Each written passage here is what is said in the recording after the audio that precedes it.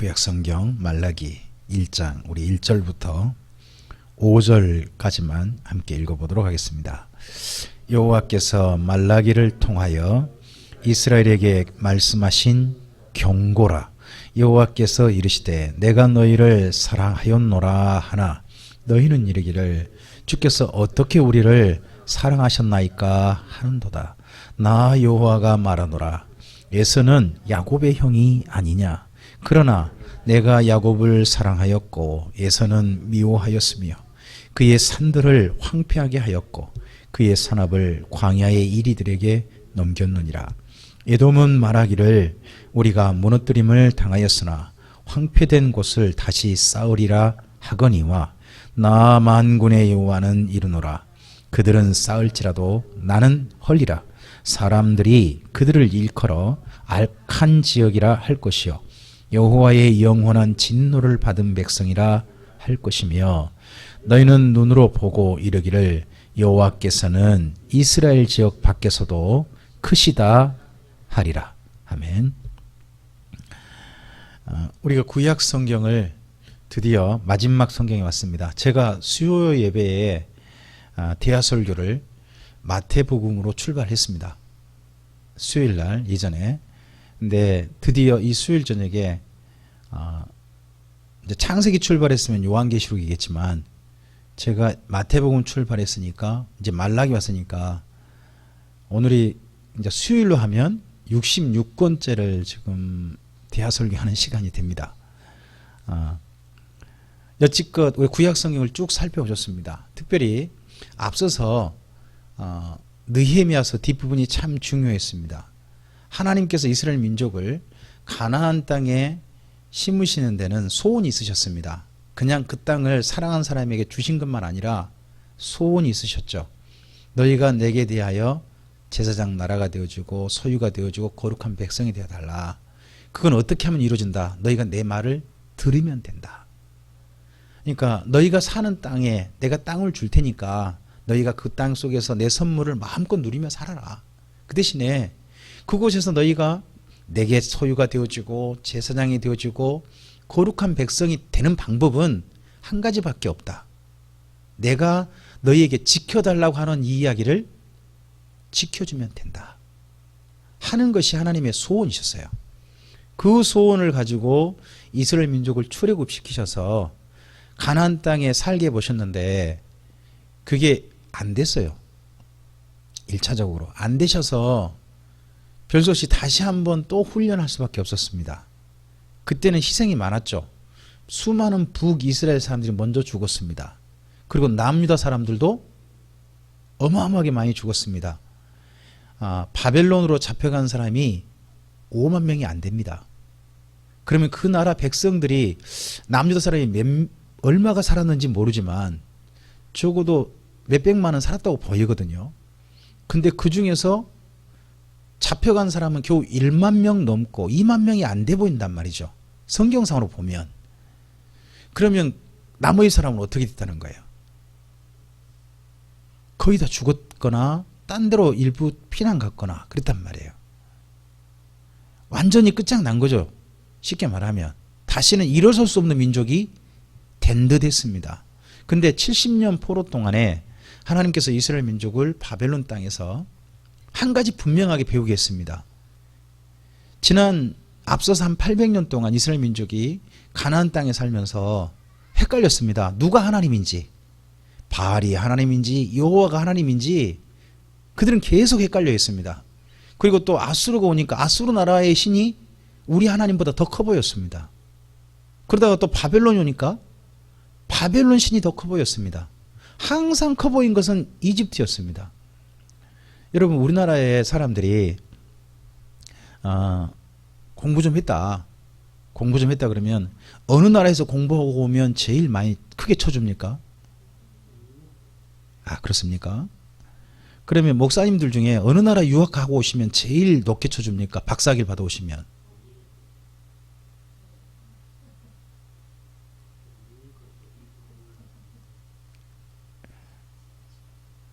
보면 우리나라도 어떤 그 의식이 있습니다.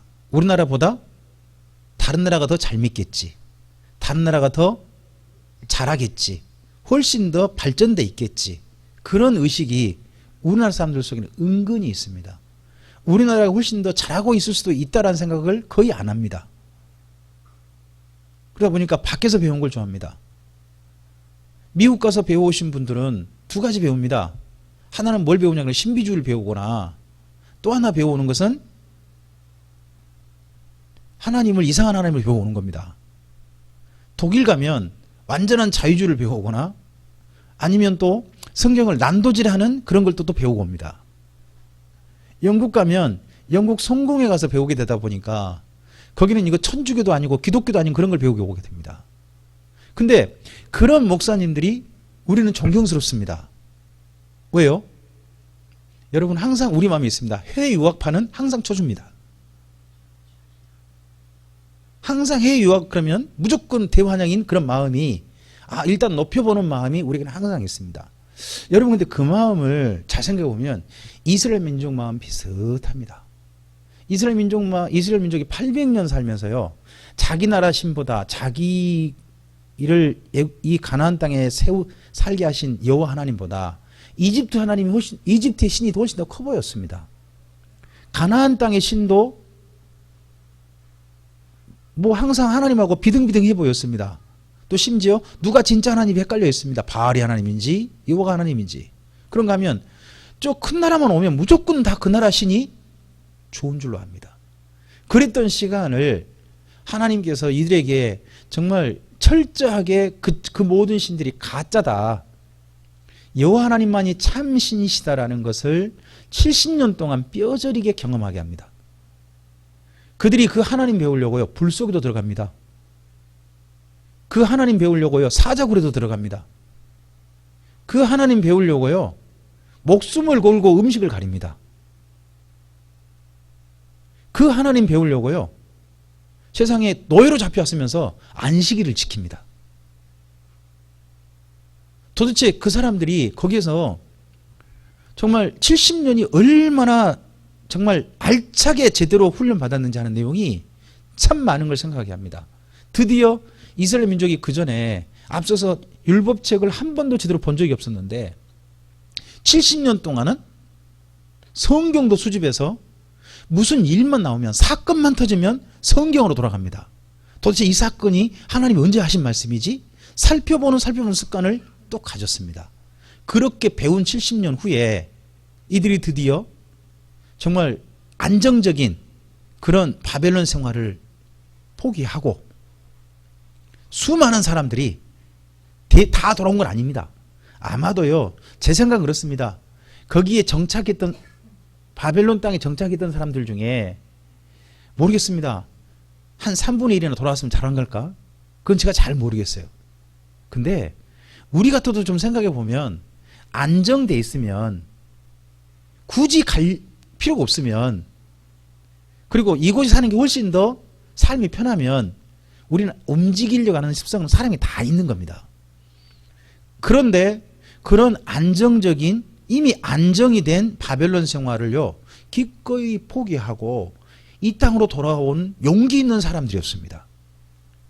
그 용기 있는 사람들이 정말 많은 또 고통을 겪습니다. 그렇게 용기를 가지고 갔지만 일이 제대로 되는 게 아니에요. 성전 하나 지으려는데도 무려 15년이 넘게 걸립니다. 성전 하나 짓는데도. 뿐입니까? 성전 짓고 난 다음에 그 다음이 더 발전이 없습니다.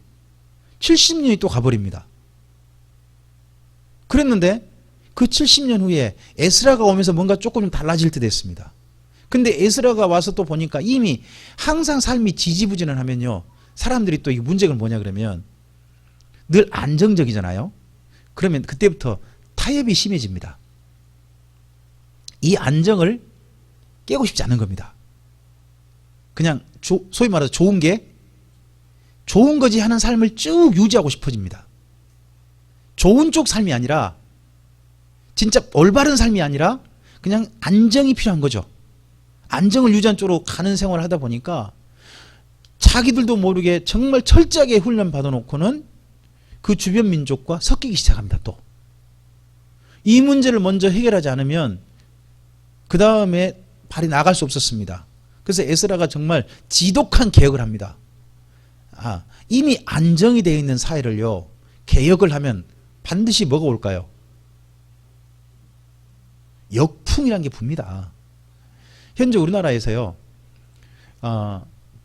과거 독재 정권에서 권력을 잡았던 국가기관 가운데 유일하게 그대로 그 독재 정권 정도의 권력을 유지하고 있는 기관이 딱 하나 있답니다. 검찰이랍니다. 국정원도 옛날 안기보다 훨씬 더 힘이 약해져 있다고 합니다. 행정부 힘 엄청나게 약해졌죠. 대통령 힘 엄청나게 약해져 있습니다. 예전에 비해서 전부 다. 그리고 힘이 좀 더 상승돼 있다면 국회의원이 좀 상승돼 있을까요? 근데 과거 독재 정권의 국가 권력 가운데 그대로 유지됐던 이 검찰 세력에 대해서 조금 힘을 약화시키고, 소위 말해서 선진국 정도, 그 정도 수준 안 간다 할지라도 그 수준을 조금 좀 권력을 좀 더 약화시켜서 전적 권력 균등을 좀 만들려고 하니까 당장 누가 그걸 반대할까요? 권력을 누린 사람들, 다른 사람 반대할 필요 없죠. 항상 보면 누가 반대하느냐, 권력의 그 속에서 자기가 나름 이익을 추렸던 사람들은 반대하게 돼 있는 겁니다. 이런 걸 가리켜서 우리가 역풍이라고 하는 겁니다. 역풍은 반드시 있게 됩니다. 근데 그 역풍이 너무 심했죠. 너무 심해서 이 에스라의 계획이 이루어지지 못합니다. 그래서 한 10년을 또 가버려요. 그래서 우리 80년이 흘러버린 겁니다. 그랬을 때 에스라가 도저히 안 되게 있어서 그때 도움 청했던 사람이 느헤미야죠. 느헤미야가 워낙 행정력이 강하고 전체적인 어떻게 보면 일을 잘 치는 공무원이셔서 이분이 오셔가지고는 일을 제대로 다 진행시켜버립니다. 딱 반드시 다 잡아놓습니다. 잡아놓고 비로소 그때서 개혁을 진짜 실시했습니다. 그동안 바벨론 포로에서 배웠던 거에 마지막 배웠던 게 두 가지를 경험합니다. 52일 만에 성벽을 건축하면서 자기들이 하나님을 위해 일하면 하나님 진짜 자기들 도우신다는 걸 경험합니다. 성벽을 52일 만에 건축한다는 건 정말 있을 수 없는 일인데 해냈다는 겁니다. 그럼 이건 누가 도우신 거다? 자기들 스스로 경험한 일입니다. 우리에게 사실요, 굉장히 많은 신앙의 확신들은요, 우리의 경험에 있어요. 우리가 경험한 거, 그래서 역사가 중요한 거거든요. 또 사실 누가 뭐래도요, 내가 경험했다 그러면 조금 좀 상대편이 아무리 반대해도 좀 수그러들게 돼 있습니다. 경험했다는데 뭐라 그럴 거예요? 에? 심지어 뭐 이단인 할지라도 자기 경험했다 그러면 참 할 말 없구만, 그렇게 된다니까요. 광주에 제가 한번 그런 이야기 들었는데 기억나실지 모르겠어요. 만민중앙교회 다니는 분이 있어요. 이번에 그 15년 받고 들어갔잖아요. 그 연세 많은 분. 그 무한분. 그 들어갔잖아요. 근데 그분이 우리나라에 소위 말해서 병자 잘 고치는 분으로 유명했어요. 그 교회에. 옛날 대구의 현신의 권사님 밑에서 병 고침 받고서 그렇게 했다 그래가지고 그분한테 가서요, 사순분인데 병원에서 뇌암 걸렸는데 얼마 못 산다 그랬대요. 뇌암 걸린데. 그런데 그 교회 가가지고 그분이 기도에서 나온지 어디 나온지 나와본 거요. 그리고 그분은 지금도 화순에서 만민중앙교회를 열심히 다녀요. 누가 뭐라 그래도. 왜요? 그분에겐 그게 있다는 거예요. 그래서 경험이라는 게 참 중요한 건데, 이들은 52일 만에 하나님이 정말 하나님을 위해 일하면 함께 하신다. 그리고 자기들이 그 속에서 개혁하려고 했을 때, 실제 일을 했을 때 공동체가 돌아가는 것을 경험했습니다. 하나님의 말씀대로 살았더니 이 공동체가 유지되는구나, 운영이 되는구나, 이게 말만 이상인 줄 알았더니 그게 아니라 실현되는구나 하는 걸 이 느헤미야의 12년 총독 생활을 통해서 경험합니다. 말씀대로 살았더니 되네. 이렇게 살면 나 손해보고 맨날 11조 하면 어떻게 되는 거야, 뭐 맨날 이런 생각이 있는데 실제 해도 생활이 안정되어지고 다 됐더란 말이죠. 되니까 되네 하는 걸 12년 경험해요.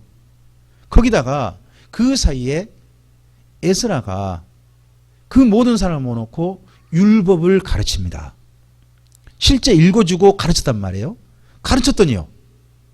말씀을 들어보니까 정말 하나님이 어떤 분인지 뭘 원하는지를 드디어 안겨요.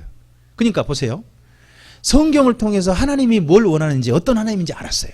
그리고 또 경험을 통해서 함께 살아보니까 하나님께서 그들과 함께 하시고 또 하나님 말씀대로 살아보니까 공동체가 유지되고 공동체가 그대로 안정되는 것을 경험했단 말이에요. 그것도 얼마나? 12년이나.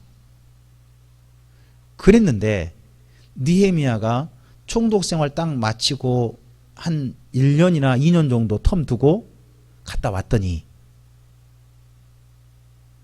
순식간에 이상해진 거예요. 11조를 하네요. 백성들이 11조를 11조를 놔둔 방이 텅 비어버렸어요. 11조가 들어와야 성전에서 이 레위인들이 월급 받고 일할 수 있거든요. 예루살렘에서는 농사 질 곳이 없어요. 근데 그곳에 11조를 안 바치니까 이 레위인들이 그곳에 있다가 한 사람 한 명씩 몰래 도망을 치는 도망을. 성경은 도망쳤다가 나와요. 버티지 못 도망쳤단 말이에요. 그렇게 한 데다가 그 방 비니까 그 방은 또 이방이 그 방 또 찾아오고 살아요.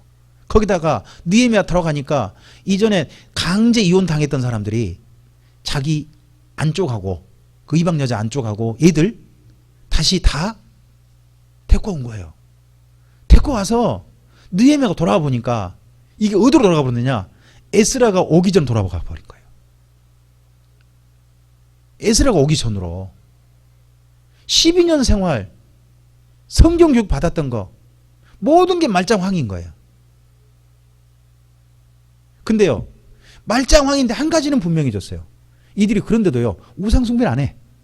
쉽게 말할까요? 교회는 자기도 다니고 누구도 다녀요. 얘들도 다니고 계속 얘들은 다녀. 그래서 교회는 늘 채워져. 근데 문제는 뭐냐 그러면 교회는 채워졌는데 교회 안에 채워진 사람들이 하나님을 몰라. 하나님 말씀대로 안 살아요 또. 그런 시간 정도에 여기 말라기가 온 거예요. 여기 말라기는 보통 그렇게 보거든요. 느헤미야 이후 한 또 70년 지났다고 봐요. 느헤미야 보통. 이건 우리가 그렇게 본 게 아니라 유대인들이 그렇게 봐요. 그러니까 우리도 그렇게 보는 거죠. 그렇게 정도에 왔을 때 여러분 1장 1절에 시작을 이렇게 하는 경우 없어요. 시작을 뭐라고 그러냐? 여호와께서 말라기를 통하여 이스라엘에게 말씀하신 뭐라고요? 첫 시작부터 뭐라고 해요? 이게 심각한 거죠. 말씀을 처음 시작하면서부터 너희한테 경고한다 이런 식으로 시작한 건 없어요. 성경 어디에도. 근데 여기는 경고하고 시작해요. 경고하고. 근데 뭐에 대한 경고냐? 결국은 딱 하나예요. 하나님께서 진짜 이스라엘 민족에게 소원한 거 있거든요. 자, 우리는 우리 아이들한테 신앙생활 물려주고 싶죠? 뭐 하면 돼요?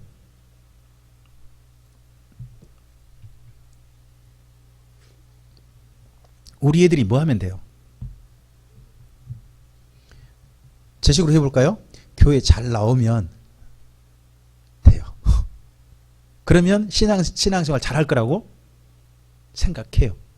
교회 잘 나온 것 자체가 뭐다? 신앙생활 잘하는 거다. 라는 생각을 가져요. 근데 말라기는요, 지금 한 사람도 예배는 안 빠져요. 제사는 안 빠져요. 그런데 하나님이 그런 사람들한테 뭐 하고 있어요? 경고했다는 거예요. 아니, 뭐 그냥 안 온 것도 아니고 예배는 제사는 늘 잘 드리고 있다니까요. 근데 하나님이 경고를 하시는 거예요. 또 그때도 이스라엘 민족이 이제 돌아온 사람들이 다른 우상 숭배도 하는 것도 아니에요. 신앙 버린 사람도 없다니까요. 그런데 하나님이 경고한단 말이에요. 그러면 다른 게 있던 거죠. 그게 뭐냐? 첫 이야기에 바로 나와요. 2절. 내가 너희를 사랑하였노라 했던 이스라엘 민족의 반응이 뭔가요? 주께서 어떻게 우리를 사랑하셨나이까? 그러면요, 이런 이야기 혹시 해보신 적 있으세요?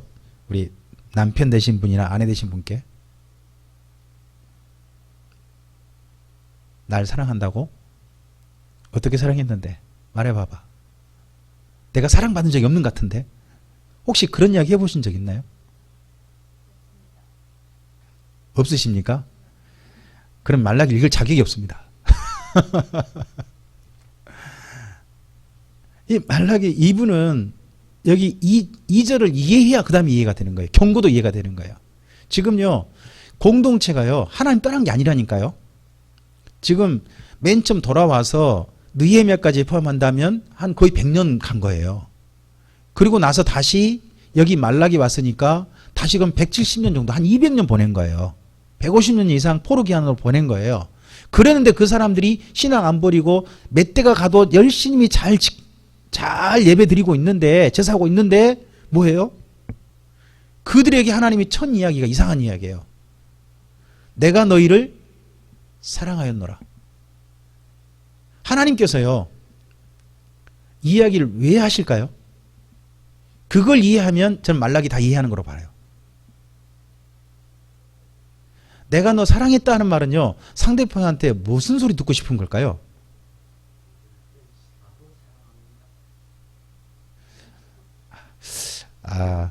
우리 이근교 집사님은 혹시나 첫사랑을 그렇게 해주셨어요? 나 너 사랑했어. 다시는 만나지 말자 그러셨어요?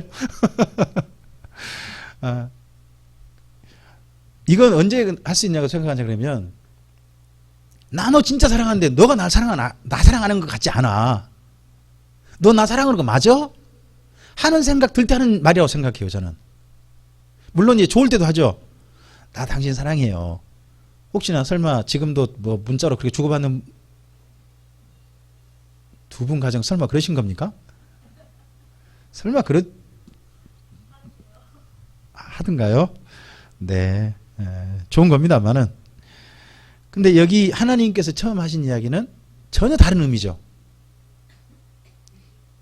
이 의미 다음에 이스라엘 민족의 반응, 하나님은 이런 이야기를 듣고 싶으셨던 것 같지는 않습니다. 주께서 어떻게 우리를 사랑하셨나이까. 그러면요, 이 질문이 거꾸로 역으로 질문이 들어왔거든요. 답변이 질문으로 들어왔어요. 주께서 어떻게 우리를 사랑하셨나이까. 그러면 이 다음 하나님께서 뭐라고 답변해 주셔야 되죠? 내가 너 이렇게 사랑했잖아. 이런 얘기를 하셔야 되잖아요. 근데 갑자기 거기 2절부터 5절까지 보면 애서 미워했대요. 이게 이스라엘 민족을 사랑하는 방법인가요? 이거 보면 이제 뭐가 보이냐 그러면, 하나님께서 죄송합니다만, 제가 이렇게 표현 정말 죄송합니다만, 하나님도 당황하신 것 같아요. 이렇게 이스라엘 민족이 거꾸로 질문해 올 줄 상상도 못 하셨던 것 같아요. 원래는 내가 너 이렇게 사랑했잖아 라고 이야기해야 되는데 에서를 미워했대요. 이게 이스라엘 민족을 사랑하는 방법인가? 물론 그건 있다고 봐요. 이스라엘 민족이요, 제일 나라 망할 때 제일 마음에 사무치게 원수가 됐던 나라가 에돔이거든요. 형제인데 제일 속을 썩였다고. 그거 미워했다는 것이 사랑의 방법이냐? 사실 그렇게 하는 것은 아니잖아요. 다른 이야기 하셔야 되잖아요. 나중에 하나님께서요, 이 이야기에 대한 답변을 400년 후에 겨우 하세요. 400년 후에. 그게 예수님께서 말씀하신 요한복음 3장 16절이거든요. 하나님이 세상을, 자 보세요. 여기서 어떻게 사랑하셨나이까 했더니 하나님 뭐라고 답변하신 거예요? 이처럼 사랑하잖아.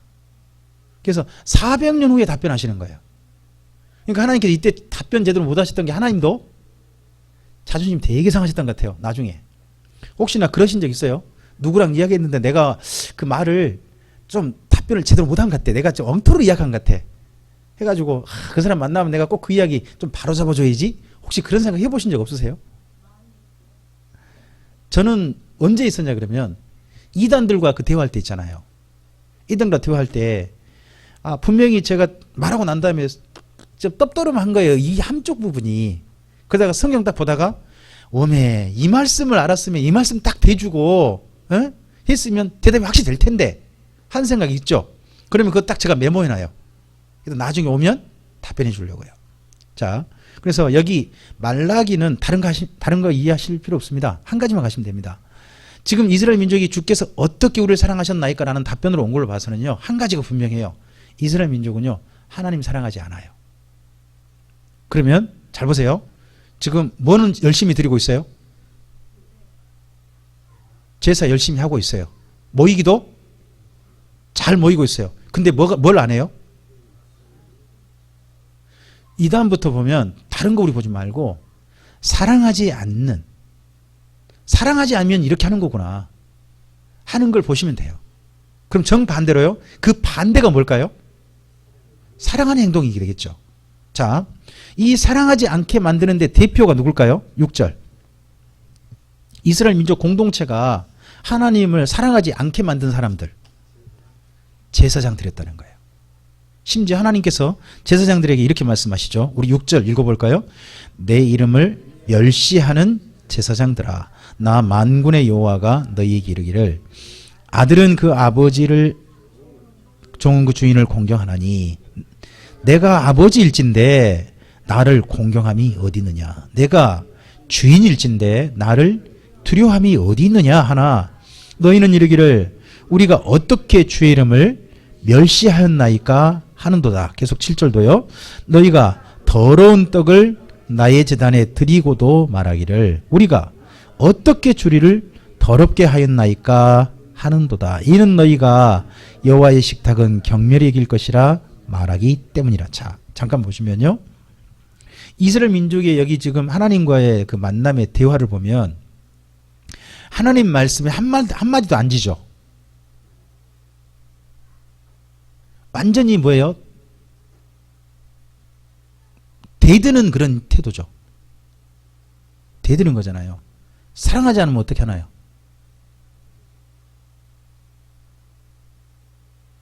상대편 말을 결코 수용하지 않아요. 사랑하지 않는 첫 번째 특징 중에 하나가 대화가 안 돼요. 심지어 상대편 말에 대해서 좀 수용해 주지도 수긍해 주지도 않아요.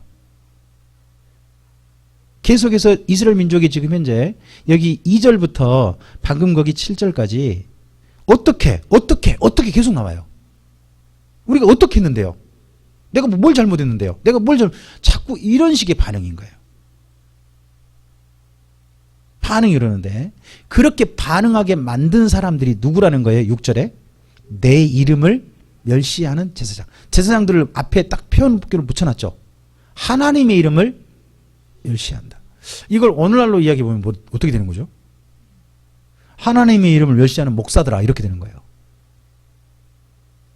그러니까 일반 하나님의 공동체가 하나님을 사랑하지 않도록 만들고 있는 사람들이 지도자들이었다는 거죠. 그러면 생각해 봅시다. 이때 이스라엘 민족 공동체는 제사 열심히 했겠죠. 누구 지도 따라서? 제사장들 지도 따라서. 근데 제사장들 지도 따르면 그 지도 열심히 따라가는 것 자체가 누구를 사랑하지 않는 게 되는 거예요? 그럼 생각 한번 해봐야죠. 자, 그럼 어떻게 하는 건가? 왜 그렇지? 하는 게 일단은 7절에 더러운 떡을 드렸대요. 더러운 떡. 이 더러운 떡이란 게 뭘까 하는 걸 그 다음 8절부터 나오면 쭉 나와요. 자, 우리 8절부터 14절까지 오늘 우리 1장만 하실 거거든요. 한번 쭉 읽어보겠습니다. 8절부터 만군의 여호와가 이르노라 너희가 눈먼 희생제물을 바치는 것이 어찌 악하지 아니하며 저는 것 병든 것을 드리는 것이 어찌 악하지 아니하냐. 이제 그것을 너희 총독에게 드려보라. 그가 너를 기뻐하겠으며 너를 받아주겠느냐. 만군의 여호와가 이르노라 너희는 나 하나님께 은혜를 구하면서 우리를 불쌍히 여기소서 하여보라. 너희가 이같이 행하였으니 내가 너희 중 하나인들 받겠느냐. 만군의 여호와가 이르노라 너희가 내 제단 위에 헛되이 불사르지 못하게 하기 위하여 너희 중에 성전문을 닫을 자가 있었으면 좋겠도다. 내가 너희를 기뻐하지 아니하며 너희가 손으로 드리는 것을 받지도 아니하리라. 만군의 여호와가 이르노라 해 뜨는 곳에서부터 해 지는 곳까지의 이방 민족 중에서 내 이름이 크게 될 것이라. 각처에서 내 이름을 위하여 분향하며 깨끗한 제물을 드리리니 이는 내 이름이 이방 민족 중에서 크게 될 것임이니라. 그러나 너희는 말하기를 여호와의 식탁은 더러워졌고 그 위에 있는 과일 곧 먹을 것은 경멸히 여길 것이라 하여 내 이름을 더럽히는도다. 만군의 여호와가 이르노라. 너희가 또 말하기를 일이 얼마나 번거로운고 하며 코웃음 치고 훔친 물건과 저는 것 병든 것을 가져왔느니라. 너희가 이같이 봉헌물을 가져오니 내가 그것을 너희 손에서 받겠느냐. 이는 여호와의 말이니라. 짐승떼 가운데 수컷이 있거늘 그 소원하는 일에 흠 있는 것으로 속여 내게 드리는 자는 저주를 받으리니 나는 큰 임금이요 내 이름은 이방 민족 중에서 두려워하는 것이 됨이니라. 만군의 여호와의 말이니라 합니다. 이스라엘 민족이 첫 번째 하나님을 사랑하지 않는다는 게 어디서 나타났느냐? 제사였대요. 제사. 근데 여기 말씀 읽어보면요, 제사 열심히 드리고 있는 것 같아요. 얼마나 열심히 드렸던지요. 하나님께서 꼴보기 싫은 사람이 자꾸 와요. 성실히 와요. 그러니까 하나님께서 심지어 뭐라고 하시냐 그러면 10절에 성전 문 좀. 그럼 그 말은 뭔 말이죠? 한 사람 좀 안 왔으면 좋겠다. 저것들 좀 안 봤으면 좋겠다. 심지어 그럴 정도셔요. 근데 어떤 사람들이 성전 들어오는 거예요? 제사 드리려고 오는 사람. 그럼 제사는요, 우리나라 말 해볼까요? 조금 좀 제가 기분 나쁘게 표현할게요. 뺀질나게 드려. 진짜 열심히 드려. 근데 드릴 때마다 하나님 뭐 하고 싶어요? 안 보고 싶어. 진짜 안 보고 싶어요. 저것들 좀 안 왔으면 좋겠어. 심지어 그러신단 말이죠. 그렇게 만든 사람들이 누구? 제사장들이었다는 거예요. 저는 우리나라 교회의 그 예배가 하나님께서 기쁘게 보시고 흐뭇하게 받으시는 예배였으면 좋겠어요. 그런데 그런 예배가 안 되도록 만드는 목사들이 있다면 그건 진짜 저는 말라기와 똑같은 거라고 생각해요. 방금 여기 읽었던 내용 가운데 보십시다. 이런 내용이 있습니다. 첫째, 여기 이 사람들이요, 이 제사장들이 뭐도 허용했느냐?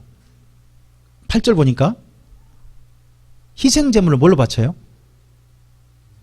눈먼 것, 저는 것, 병든 것. 이걸 하나님께 바치는 거예요. 누가 허용한 걸까요? 제사장들이 이걸 허용했겠죠. 그런 거 가져와도 제사장이 뭐라고 해줘요? 정결하다. 그 분별하거든요. 정결하다. 이건 흠없다. 해주는 거예요. 해주는 거예요. 그러면 쉽게 해볼까요? 요즘은 해보죠. 이걸. 요즘은 바꿔보죠. 성도가 헌금만 많이 가져오면 뭐예요? 위에서 축복받아라. 축복받아라 해주는 거예요. 좋다고. 헌금을 많이 하고 성실하는 게 중요한 게 아니에요. 그걸 바르게 하고 하나님 받으시게 하는 게 중요한 거죠. 그렇지 않습니까? 근데 많이 하면 좋다고 생각됐는지 가져와라. 그냥 다 가져와라. 다 가져와라. 괜찮아. 괜찮아. 가져오면 무조건 뭐라고 해주는 거예요? 그냥 정결하다. 하나님께 받으실 만하다. 바쳐. 해주는 거예요. 왜 해줄까요? 그럼 자기한테 또 꼼을 떨어지니까. 제사장은. 그러니까 그걸 계속 하는 거예요. 그러니까 이스라엘 민족인가 어떤 생각이 점점 가졌어요. 이제 하나님께 제사는 드린다니까요. 점점 어떤 생각을 가져요? 내가 흠 있는 거 가져가도 누가 받으신다. 그러다 보니까요, 심지어 어느 정도까지 갔느냐. 13절 보시면 그 바치는 게 뭐가 되어버렸어요? 또요? 훔친 것까지 갔어요. 훔친 것. 그럼 뭐예요? 지 거예요? 남의 거잖아요. 무슨 소원할 거 있고 무슨 재용서 받을 게 있으니까 뭐예요? 재물은 있어야 되고 하니까 뭐예요? 남의 거? 쓱 가져가가지고 내 것인 것처럼 이런 거요. 이렇게 만든 사람들이 누구? 이런 것도 괜찮다라고 사람들이 생각하도록 만든 사람들이 누구? 제사장들이었다는 거예요. 저는 그래서 목회자의 성도들에 대해서 예배드린 태도에 대해서 바르게 하는 거 정말 중요하다고 생각합니다. 가장 먼저 하나님께서요, 지금 현재 우리에게는 어떻게 보면 재물을 가져오라고 하진 않으시잖아요. 그렇죠? 그러면 첫째, 우리의 드리는 헌금이라든지 드리는 예배가 저는 하나님께 정결하면 된다고 봐요. 근데요, 신약 성경 오면 가장 중요하게 여기는 예물이 뭐죠? 구약 성경도 중요시 있습니다만은 신약 성경에는 재물은 이게 돼야 된다 라고 신약성경 못을 아예 박았어요. 그게 뭐죠?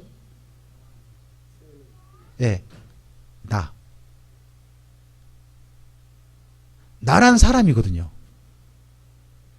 너희 몸을 하나님이 기뻐하시는 산 제물로 드리라. 그러면서 그 산 제물로 드리는 삶을 로마서 11장부터 15장까지 쭉 이야기한단 말이에요.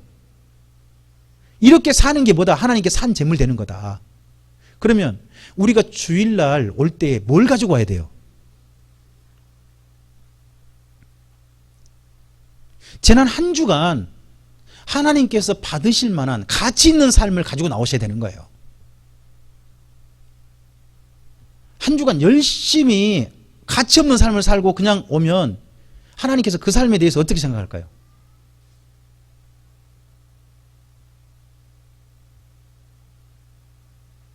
신약 성경에서는요, 사실 헌금이 많고 적고 절대 이야기도 아예 안 해요, 이제요. 그건 맡겨버린 거예요, 자원함에. 하지만 분명히 따진단 말이죠. 뭐는? 너희의 삶은 하나님 앞에 거룩한 산 제물이 되게 하라. 이걸 분명히 말했단 말이에요. 그러면 그걸 가지고 나오는 게 하나님을 사랑하는 거예요. 저는 주일에 하나님을 사랑하며 나간다는 것은 주일 예배 참석이 있다고 생각하지 않아요. 하나님께서는 여기요, 지금 제사에 열심히 드리고 있는 자를 기뻐하신 게 아니에요. 그게 아니라 올바른 예물을 가지고 온 사람을 만나고 싶어 하세요. 올바른 예물을. 그 사람이 필요한 거거든요. 그 사람이 진짜 예배를 드리는 거예요. 그 일을 위해서 하는 거예요. 저는 사랑의 회복은 첫 출발이 거꾸로 가봅시다. 지금 이스라엘 민족이 하나님을 사랑하지 않게 된 가장 중요한 게 뭐였습니까? 제사였습니다. 결국 하나님을 향한 사랑이 흐트러진 게 뭐였다는 거예요? 제사였다는 겁니다. 그러면 우리가 하나님을 향해서 사랑이 회복될 수 있는 가장 중요한 방법이 뭐예요? 지금으로 말하면 예배라는 거로 저는 생각합니다. 예배. 근데 우리의 예배는 주일 예배 참석이 있는 게 아니라 그 예배 드리기 전에 우리가 준비하는 예물이 있다고 저는 생각합니다. 그 예물이란 하나님을 진실하게 사랑했던 삶이라고 저는 생각합니다. 우리의 삶이요, 저는 이렇게 표현하고 싶습니다. 우리의 삶이 저는 것, 병든 것, 훔친 것 돼서는 안 된다고 생각합니다. 이제는 우리의 삶이 하나님 앞에 흠 없는 것이 될 수 있어야 됩니다. 되도록이면. 하나님 받으실 만한 아름다운 삶이어야 합니다. 그런 삶으로 나온 자들이 하나님의 제사장들입니다. 그렇게 되면 하나님께서 그들을 위해서요, 성전문을 활짝 열으실 겁니다. 마지막 요한계시록 가보면요, 새 예루살렘 성전이요, 문이 안 닫혀 있습니다. 근데 거기는요, 모든 사람이 들어가는 게 아닙니다. 하나님 앞에 만국의 영광을 가지고 온 자만이 그 성전문에 들어가는 게 보입니다. 어떻게 보면 지금 우리에게 내가 정말 그 안에 들어가려면 너를 예수님 안에 너를 정말 부른 사람 생각한다면 너가 이제 가지고 갈 것은 하나님께 영광 돌릴 수 있는 너의 삶이어야 한다 하는 거라고 저는 생각합니다. 그러한 삶으로 주 앞에 우리의 삶을 정성껏 가치 있게 그렇게 주님 앞에 드리다가 그렇게 주일날 하나님을 사랑함으로 뵙게 되는 우리가 되기를 바랍니다. 기도하겠습니다. 주님 감사합니다. 함께 주의 말씀을 드리겠습니다. 이 말씀이 다시 한번 우리의 삶을 주님 앞에 거룩하게 하고 하나님을 진실하게 사랑하게 하고 다시 한번 정돈하게 만드는 말씀이 되게 하옵소서. 하나님을 사랑하지 않으면 가장 먼저 더러워지는 게 제사라고 보입니다. 제사를 제사답지 않게 하고 제사를 더럽게 만든 사람들이 바로 제사장들이었습니다. 주님, 그런데 예수님 이후에 우리 모두를 하나님의 제사장으로 불러주셨습니다. 이제는 우리들이 하나님께 드리는 예배를 예배답게 해야 되는 제사장의 역할을 해야 할 줄로 압니다. 예배를 더럽히는 자가 아니라 예배를 정결하게 하고 예배를 받으심직하게 하고 예배를 하나님께서 기쁘게 흠양하실 만하게 드리는 그런 제사장들로 우리 참빛교회 모든 성도들이 주 앞에 서기를 소원합니다. 그러한 주님의 제사장들이 드릴 수 있는 것은 바른 예물에 있음을 봅니다. 우리의 지나온 삶이 하나님께 드리는 예물일진데 하나님, 주님께서 기뻐 받으실 만한 아름다운 예물로 병들거나 절거나 훔치지 않고 귀찮아하지 않고 하나님을 진실하게 사랑함으로 드리는 그러한 우리의 삶으로 주 앞에 설 수 있게 하옵소서. 의지하오며 예수님 이름으로 기도합니다. 아멘.